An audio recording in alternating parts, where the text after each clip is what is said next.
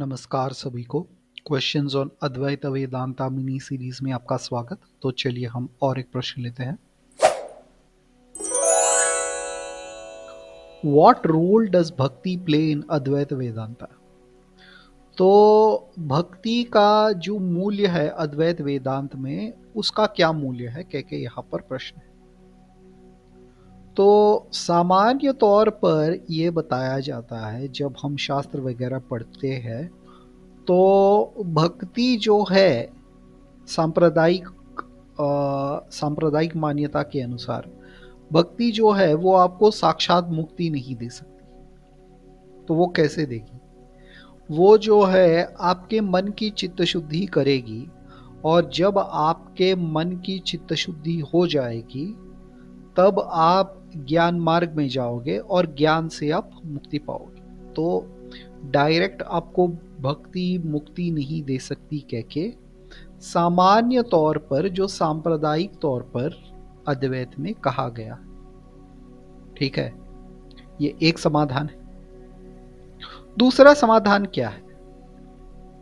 दूसरा समाधान ये है जो रमण महर्षि बोलते हैं।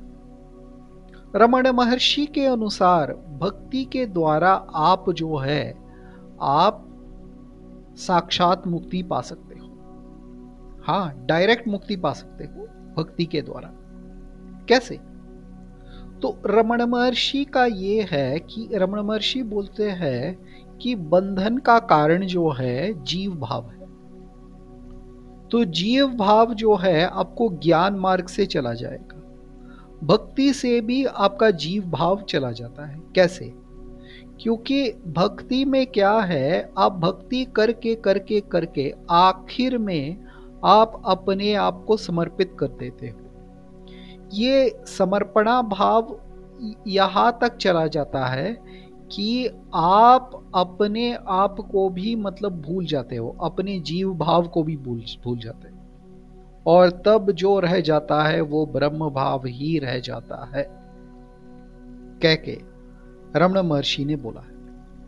और ये हमें विष्णु पुराण में भी दिखता है कि जब प्रहलाद महाराज इस स्थिति पर चले गए, भक्ति की उस उच्च स्थिति पर चले गए जहां पर वो भूल गए कि वो प्रहलाद है, और केवल ये अनुभव किया कि मैं ही वो नारायण स्वरूप हूं, मैं ही वो ब्रह्म स्वरूप हूं।